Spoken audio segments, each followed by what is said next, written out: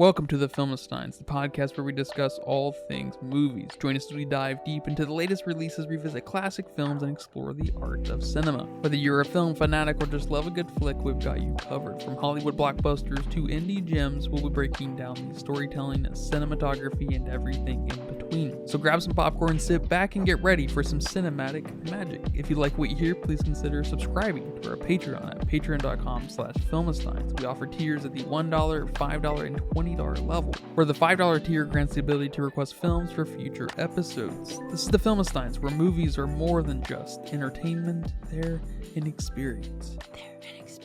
All around you. And welcome back to another episode of the Philistines. Thanks for tuning in, and thanks for listening to all of our other episodes over there in Korea, Netherlands, Brazil, Canada. Thank you for giving our audience a little diversity.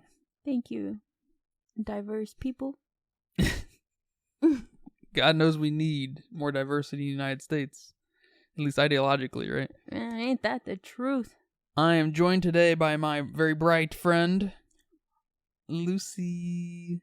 Ooh, that one's my favorite so far. Yep, I had that one locked and loaded. Did you? Yep, this one's easy. You can join us every Monday, Wednesday, and Friday for great episodes, including things like Insidious, The Red Door, Elemental, No Hard Feelings, Teenage Kraken. Teenage Kraken, yes, of course. We're going to start, just to name the last few. Her, of course, Spike Jonze, Her. But today we have a very, much like maybe the motto of the podcast, we have a very lukewarm episode for you here about a very lukewarm movie. Sunshine. Danny Boyle's Sunshine. The famous Danny Boyle. Is there a non-famous Danny Boyle? I don't know. I'm sure there is. All right, Danny Boyle, if you're hearing this. He's the famous one. This one's the famous one. I want the famous one to hear it. Tell us why he made this movie. Yep. I know he went on to make that weird... What if the Beatles just left everybody's mind and in every conceivable way, ethereally, kind of conceptually and materially, the Beatles just left everyone's mind except within one person, and then they just happened to love the Beatles and know all the songs, and they were able to record all of the Beatles songs and let the world relive through the Beatles phenomenon. I think it's called Yesterday. I think that's what that film's about. Maybe describing a film that I dreamt up, though I don't know. That sounds like a fever dream and a dumb idea. So, it could go either way with that. But yeah, of course, we are talking about the so-called cult classic, right? It's kind of, sort of. I don't know if it doesn't mean it's good, I would say, but it's got a weird following. That's not a good way to describe it. It's got a weird, It's got a weird, justification. It's not a following. Yeah, it's got this weird energy of, you just don't understand. You know, if you would just understand, you would love this movie. It's kind of got that going for it. And I don't know. I feel like I'm kind of a prime target for this film. You kind of are too, in some sense, because you like science fiction just as a premise. And film, it doesn't really pay off very often, I would say, for either of us. I would think I would like science fiction and premise too, because it usually deals with politics and some kind of philosophy and just puts the human condition on its head in some capacity. And this film maybe does in some sense, but it just becomes a very messy early 2000s film that's boring as shit. Yeah, this movie was boring and a bit confusing at parts, and probably some of that boringness led to sleepiness and confusion. Sleepiness. Also sleepiness. But maybe some of the bits that weren't meant to be confusing confused me because I was bored and just couldn't get in the right mindset to watch this film. I mean, I guess it starts with the dialogue being I'm not sure, maybe you can help me here, but I'm not sure, did this dialogue suck? Or was it just so nothing that it just didn't give me, it wasn't giving me the proper, I don't know, rundown of the situation that I needed. What was wrong with his dialogue? Why was his dialogue putting me to sleep? Yeah, I don't think it was the dialogue. I don't think it was the characters. The characters were okay. You know, there weren't any exceptional performances, but I don't think there was quite anybody who was weak. And, you know, the dialogue and even the set designs were okay. They were okay. Nothing exceptional, but nothing weak. But I think it was just the plot was kind of like meh. It was kind of one note. Yes. And just how can you deliver a one note plot through the dialogue when it's just one note, you know? Like how are you going to do that?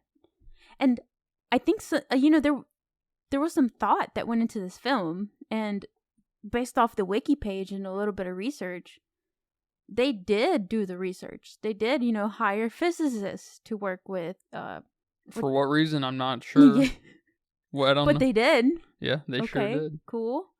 And, you know, did his research on, I don't know, sun shit, planet shit. I don't know.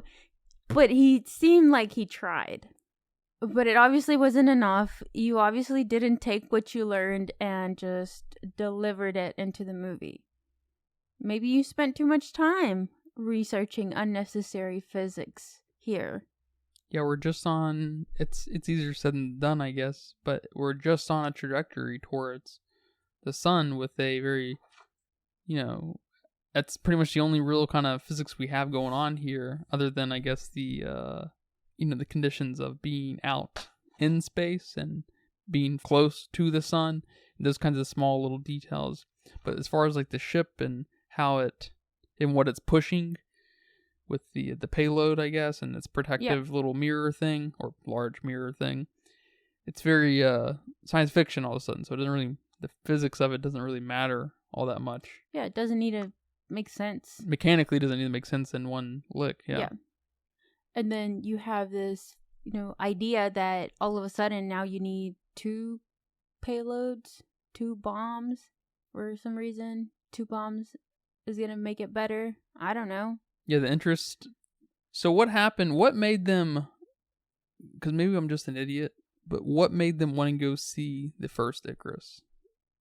Like what put them on the actual trajectory? Because I know someone made a bad decision and it kind of cost them a little more time and resources, and so now they had the exact amount of time and resources to potentially get to Icarus 1, and it could help, but it ended up really just not mattering. They still made it to the sun. Yeah, I think the point to going back to Icarus 1 was it was a distress call. So maybe there were still potentially some, you know, people that were alive that needed rescuing, potentially. And then there was the other payload, and that's what I'm saying. Okay, now you need 2 bombs. Really? Do you need 2? But I guess their thought was 2 is better than 1, right? And then some of the resources that they used on Earth to make this payload were very rare, so you need to go get it. I don't know. That was their idea behind that. And then the guy, I think his name was Trey. He which I don't understand this point. He miscalculated the trajectory to go to Icarus 1 by not calculating in the fact that when they turned or something, some of the panels and some of the I don't know, we're going to get exposed, sun exposure, and get damaged. He didn't, like, calculate that into his trajectory, which nobody double-checked his work. No, what about Icarus? Like, the computer? Is it, whatever she is? It is? She didn't help him calculate this?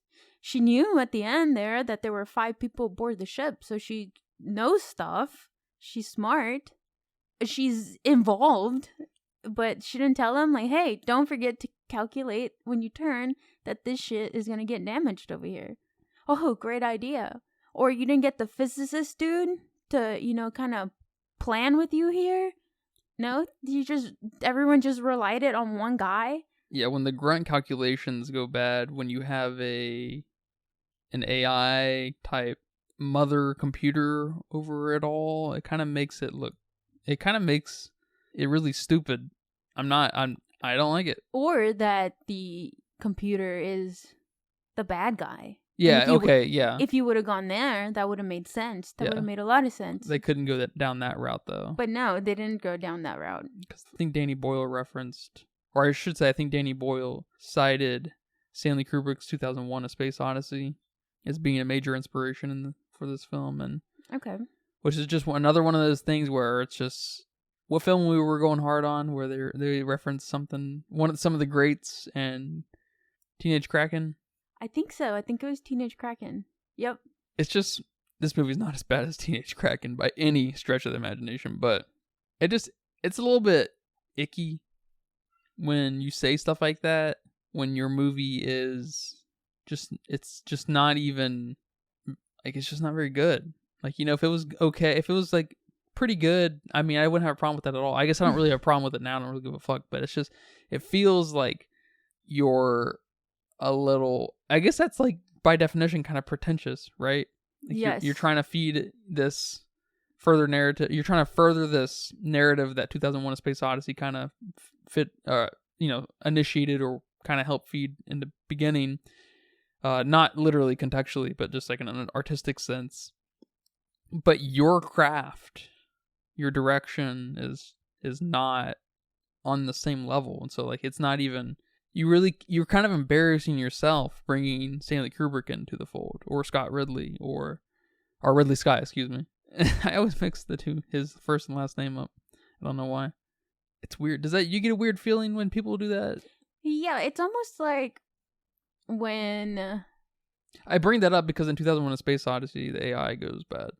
Okay. That's why I brought that up. Yeah, I don't think I've ever seen that movie. But it's almost like when people are like fishing for compliments in a way. No, because that's not a good example. Yeah, I don't know. I don't know, but it is weird. Those kinds of things can only be said by other people, other critics to you. And even then, you know, that's questionable, but you can't say it about yourself, first of all. Well, I mean, I think you can, but you just don't say it. Just put it on the film. It's like there's only very specific situations where it's tasteful to bring it up. Otherwise, you come across like you're one of these guys, when only history can really tell you that for sure. Like what you said, like you were kind of getting at for sure. You know, it takes many generations of critics to kind of plant you into that space. But it is just, you can be inspired by Alien and want to make a film that's kind of pulls on some Alien sensibilities and stuff through set design or motherhood or the creature, right? Or the cosmic horror kind of elements. But you got to be kind of careful, because you set yourself up for an interesting kind of flavor of failure and embarrassment, I think. And I think Danny Boyle kind of did that here. I don't like that. I would never do that as a filmmaker, kind of cite my inspirations. It's too, and maybe it's a little bit different when it comes to filmmaking, but when it comes to writing, which is not too far removed from filmmaking. That's the big element of filmmaking is writing. So, right. But it's very intimate, personal, just internal thing, right? You're putting your mind on paper and pigeonholing you into Stanley Kubrick or David Lynch or something. Just kind of, just makes me go, ooh. I don't know. It's a weird feeling. Yeah, no, I completely understand. It's just, I don't know. It lacks tact. Not to sound like I'm all on my high horse of what art should be, I guess. But it shouldn't. It's not this. Yeah, and, okay, the plot was just meh. The editing. Well, hang on. So this plot is praised a little bit, right? Okay. But it's why? It's very one note. They've got a mission. They get distracted, I guess, for the most part, right? They make some bad calculations, that kind of help a movie happen, but nothing feels like it. I don't know what I'm saying. Yeah, why is the plot praised here? What's exceptional? Is it the plot twist at the end with What's the plot twist? with Pinbacker? All of a sudden there's 5 people on the ship now. That was one goal they were trying to accomplish, getting That's true. They 3, 4 people, however many people they needed, so they could have enough oxygen to at least get to deliver the payload. That's true. It's decent setup, and then they have that reveal. And then there's, the reveal with Pinbacker still on the ship. How did he get on the fucking ship? Do we know that? Did they say that? No, but I guess it was implied that he caused the, improper kind of detachment, and it fucked everything up. So He must have just walked in, basically. Don't know how that just happens. Exactly. I don't know how. Because we lost who? We lost Harvey and the other dude. I don't remember his name. This is what happens when you have so many characters with such little character. Their names are kind of... They don't stick out. I think his name was Searle, if I'm saying it right. Okay. He was the one that was, obsessed with the sun. I think the opening scene is the one with him and the sun trying to stare at it. I don't know his obsession there, but we lost him because he couldn't get on the ship. We lost Harvey because he went floating out into space and didn't make it, which is probably my favorite part of the movie. Yeah, that was a cool part. Yeah, but this dude just strolled in. It sure seems like nice going, Icarus. Yeah, exactly. He started sabotaging the ship, and then they thought it was Trey. So they were about to murder this dude. What? That. And then just the whole end was just... It wasn't great. I was just confused on where Pinbacker was. Did he already murder everyone? The girl, Cassie, was fighting him, but we didn't have this, back and forth suspense between Pinbacker and Cassie versus Kappa trying to, I guess, manually detach the payload. I was a bit confused there what was going on there too. Because all of a sudden Icarus wasn't working. Who fucking knows? I don't know. I kind of liked the obsession with the sun because it reminded me of The Lighthouse with William Dafoe and Robert Egger film. And because there's a little bit of that happening in The Lighthouse where the characters become, or at least one of the characters is weirdly obsessed with the light of the lighthouse. And so we saw a little bit of that happen here. I'm sure that there may be some kind of parallel between the two. I am sure The Lighthouse was not inspired by this film, but something kind of predating the two. But I was kind of into that, and I wish we would have gotten a little bit more of a lose your mind movie. That would have been cool. Yeah.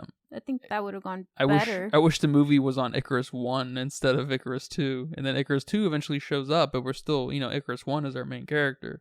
And so we're kind of seeing Pinbacker do his daily thing. And these new scientists are his antagonists trying to take him away from his son and trying to rejuvenate it. I don't know. So the editing. Yeah, man, the editing is probably top tier as far as trash goes. Yes. I can't believe, and I know this is a major product, and how they look. We can't, Cillian Murphy with that hair and shit. Very early 2000s. Yes. He glowed up, I must say. 15 years later, I feel like he started to fit his skin a little better. He's still. This editing is, it's unbelievable, man. It is the most nauseating nonsense I've ever fucking seen in my life. It's probably one of the great examples of early 2000s editing, actually. The greatest examples of what not to do from the early 2000s. Well, there's a lot. Yeah, you don't make films like you did in the early 2000s. It's just you avoid that. There's only one great film to come out of the early 2000s, and that's Shrek and Shrek 2. I guess a duo of films. probably about it, right? And Mean Girls. Yeah. But like that 2004 to 2008 or 9 maybe, you don't look at movies from that era. That was a real interesting growing pain era for movies. I'm not sure what happened there, but the editing.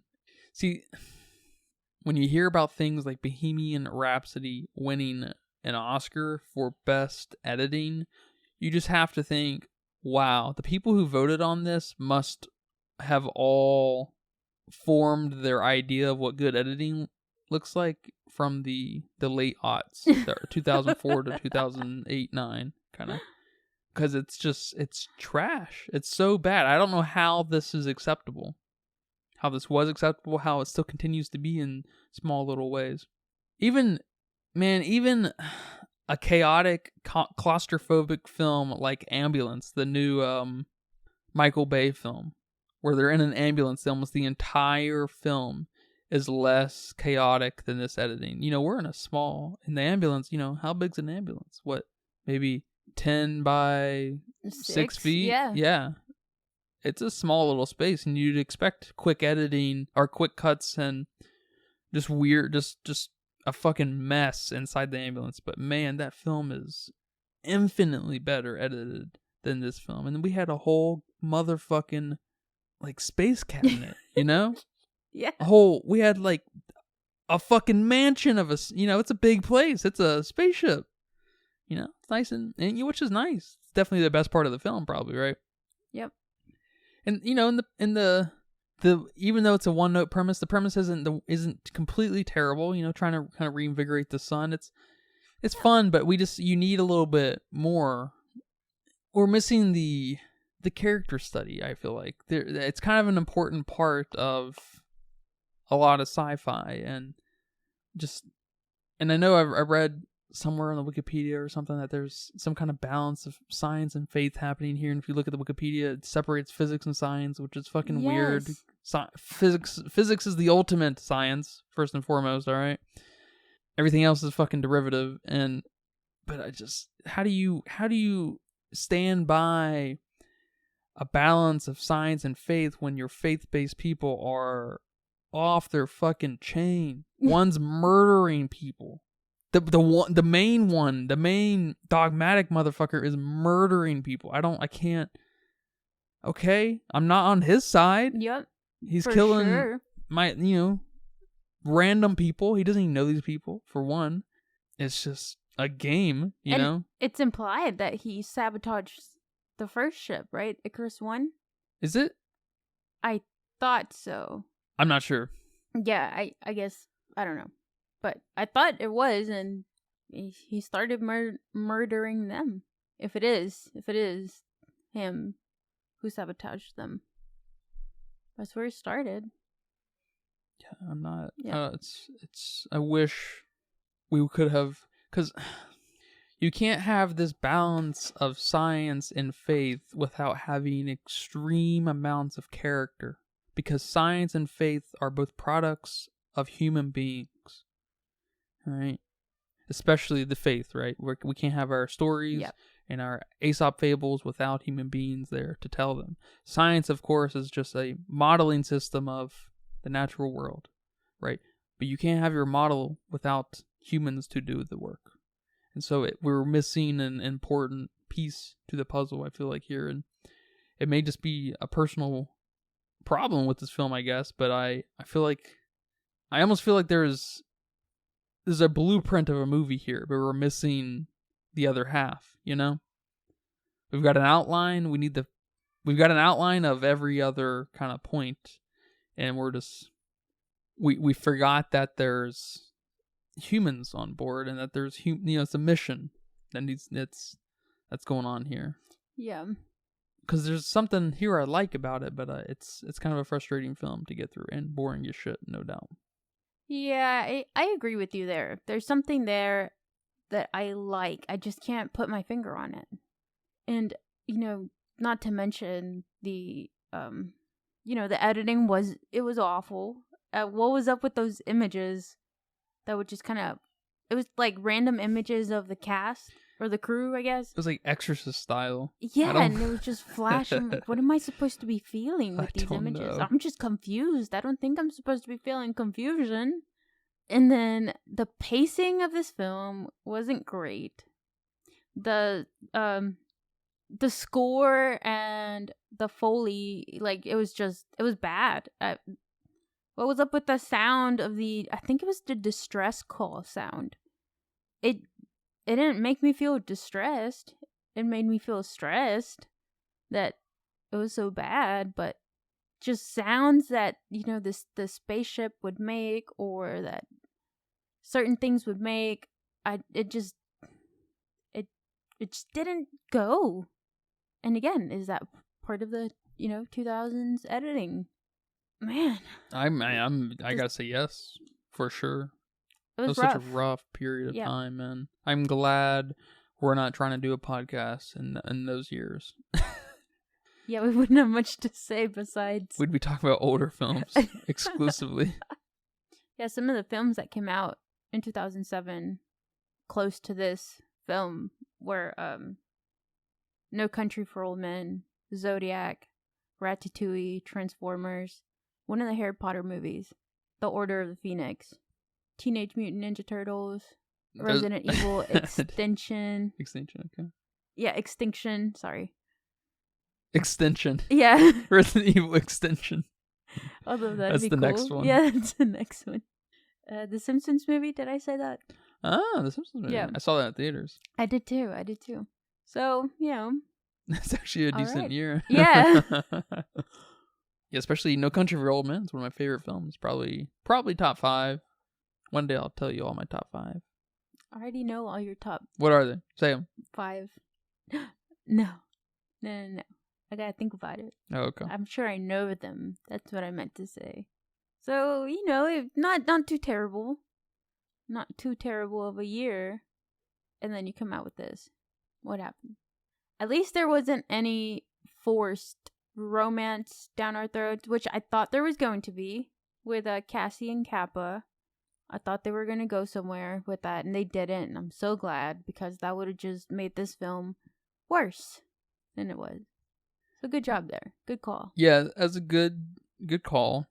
And I'm glad that they're aware enough, smart enough, filmmakers, storytellers, to know that because they have such a lack of character, you can't just all of a sudden bring in a very, very character dramatic thing.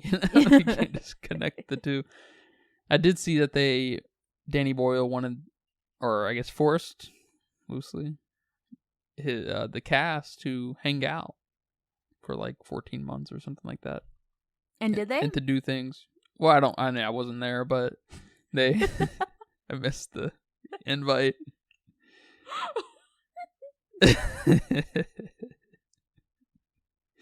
But I assume they did, and they were supposed to read and watch other movies that kind of inspire the, communal, communist nature, lowercase c, I guess. And that's kind of cool. Like, kind of a forced method acting way, which I don't know. I don't think it showed here. No, because there's no character. Yeah, there's no character. So that's just you wasted their time. Yeah. Hopefully they had fun hanging out with each other, but you just wasted everybody's time. Yeah. And you have such a great cast here. Yeah. I know these aren't, some of them aren't as big as they are now. Especially with Michelle Yeoh and Cillian. Yeah, and our boy Cillian. And of course Rose. And Rose. So we know their potential now. But, I'm sure they had potential then too. You just if you're not directed and you're not given a proper character, they can only do so much. It's very true. Yeah, my favorite part of the movie was probably when they sent Kappa, when they all just launched them they launched themselves out to try to reconnect with the main crew, and the outfits, the gold space outfit's cool and everything, and one of them gets knocked off and he flies off and freezes and Harvey. bursts into flames. Yes. That was probably the coolest part. That was my favorite part. Yeah. That really was. And I did like the very end where he was on like the cube thing. It's really cool looking and yeah. Minus Pendecker, whatever his name is. Pinbacker. Yeah, Pinbacker. Yeah. That was just awkward and weird, but I liked the whole get up inside the payload and them falling off the edge, and that was cool. Yeah. That was fun. But yeah, the Pinbacker thing was all right.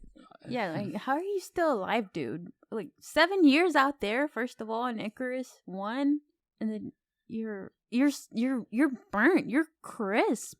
He was eating the bamboo. Yeah, and you know that scene where Kappa like tears his skin off. Mm-hmm. He like degloves him, but he's still alive. He's still cool. All right. Here's the sci-fi element. I don't know. Who knows? But yeah, I wouldn't recommend this film to anybody. Yeah, I wouldn't either. What did you think about the kind of all for one for all kind of attitude where they were sort of like, you know, this, we got anything for the payload, although that didn't really seem to be, didn't always work out that way, because they kind of were like, you know, let's see what's up with the Icarus. I don't even fucking know what's going on in this movie, but there was yeah, I would have just been like, no, we're not. Stick to your, you know, who was it? Captain America? His character was like, no, stick to the mission. Yes, I'm with you. Stick to the mission. Oh, we don't have enough oxygen and we need to sacrifice some people? Dude, I'm already killing Trey off before the question is even brought up. You know, like, we're not about to do this shit. Why do we need 2 bombs? I don't know. We don't need 2 bombs. Let's just get there, deliver this shit, get back. Boom. We wouldn't have lost the captain. Well, we lost all the crew. Really. We lost everybody. So, it doesn't matter whether we lost the captain first or not. we wouldn't have lost anybody, hopefully. Is it stupid that this happens so, like, in the near future? From the time of making the film, I think it happens like 50 years out now, about 35, 34. Because we are very certain of our sun lasting several billion more years. Should it have taken place in the far-flung future? Yes, definitely. Because it's like, what, 2050 something that it's supposed to take place? No, I'm still alive then. Hopefully Earth is not frozen. Because that was the thing, right? That yeah, it was frozen, yeah. It was frozen because at the end we saw Kappa's sister with the little boy. And it just lit up. I mean, I didn't, I don't know what I was expecting, but it just, boop, like a light bulb. It's just like, all right, cool. That's how we ended this. I appreciate the lack of drama, I guess. Pretty consistent, minus the murderer walking about, but yeah. Yeah, well, man, I'm sorry that this film has ruined our recent high. Yeah, but what did we expect from a 2007 film? A 2007 science fiction film. Yeah. Nothing. I didn't expect more than what I got. So my expectations weren't ruined. My expectations were, I guess, a tinge bit higher because it's got a relatively high score on Letterboxd. And it's like considered this cult classic and like this misunderstood movie. And I'm like, okay, I'm here for that. Let's see. And so I'm just like, after the fact, I'm like, yeah, I can see why this movie didn't make any money. Yeah, don't give me that bullcrap about all these science fiction films being misunderstood. I saw that guy trip an alien. After that, I was like, nope. Yeah, it's unfortunate. You're not tricking me. Yeah, this movie went on to make $32 million. $32 million. Yeah. Well, my budget guess was $50 million. So either oh snap, it didn't make anything, or I'm way off. Well, the budget says it cost on the Wikipedia. It says $40 million. So you're not terribly far off. Which I was going to go a bit higher, but I don't know why I was going to go a bit higher. Yeah, I was there with you. I probably would have said about 50 million because that feels right. 40 million. Damn, Definitely didn't make money. They didn't make anything. Hate it for him. You know, that's why Danny Boyle's making cheesy ass. What if the Beatles just left the public consciousness? Except one. What a high concept that is, Danny Boyle. Oh, Literally. That's it. He was high. He was high. He was high. Maybe. Well, thank you for Danny Boyle for making a lukewarm movie for our lukewarm podcast. We'll just change our name for you. We're going to be the Lukewarm Podcast. That's actually not a bad name. The Lukewarmers. I like that. The Lukewarmers. All right, man. Well, thank you for watching this film with me. Even though it went great, but... You're welcome. I'm glad we didn't give up. Yeah, there was a minute there where I said, we can back out. We can, this could just not be... This could just not be next. And we committed. I do have a few rapid fire questions for you for today. You do? I do. Oh, thank you. But we'll see how it goes because this was very lukewarm. Are you ready? I'm ready for your questions. All right. Space or underwater? Space. Space? Yeah. I'm going underwater. Yeah, I would do anything to be on some kind of space mission. One-way ticket. Hopefully. You should have been in this movie. I mean, that'd be pretty cool. To be on a mission to prolong the state of the sun for a little bit longer. All right. Science fiction films or romantic films? Romantic films. Oh, me too. There's not a lot of good science fiction out there. So. All right. Sun exposure death or freezing death? Sun exposure, like the one, like in the movie. Yeah, like in the movie. Yeah, sun exposure. Yeah. Or being frozen. Yeah, sun exposure. Yeah, I think I'd pick that too. I'd rather be super hot than to freeze. Also, the sun exposure one might be quicker. Well, they seem to die real quick here than freezing. But then your body might be preserved. So that'd be kind of cool. But I'm going sun too. All right. Atomic bomb explosion from Oppenheimer or this payload bomb thing explosion. The Oppenheimer bomb. Yeah, that one's not too hard, is it? Yeah, that's... The visuals in that movie are pretty much unmatched. Alright, cliffhangers or plot twists? Cliffhangers. Yeah. Over plot twists? Yeah, I'm not a plot twist person, other than M. Night Shyamalan plot twists, but even those are often, not the best part of the movie. You're not a person? No, I like, because the cliffhanger can be, that kind of interpret the ending for yourself kind of thing, and I'm all about that. Nah, cliffhangers make me mad. I'm definitely a plot twist person. I love some good plot twists.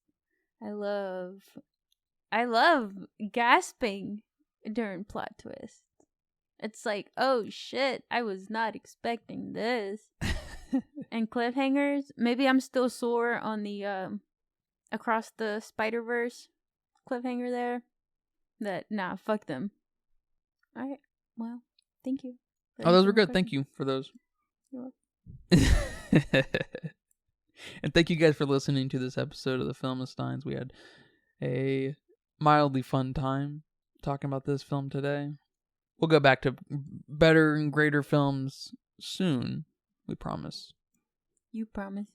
Don't forget you can request any film at any point on our Patreon at patreon.com/Filmistines for the 5-tier subscribers and up.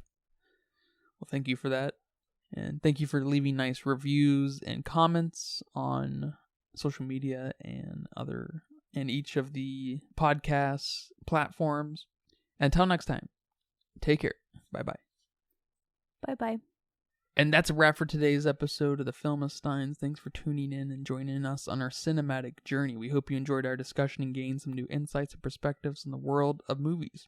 Don't forget to subscribe to our podcast on your favorite platform, especially Patreon at patreon.com/filmistines, and follow us on social media for more film-related content. We love hearing from our listeners, so if you have any feedback, suggestions, movie recommendations, or book recommendations, please feel free to reach out to us. Until next time, keep watching and keep loving the magic of movies. This is the Filmistines signing off.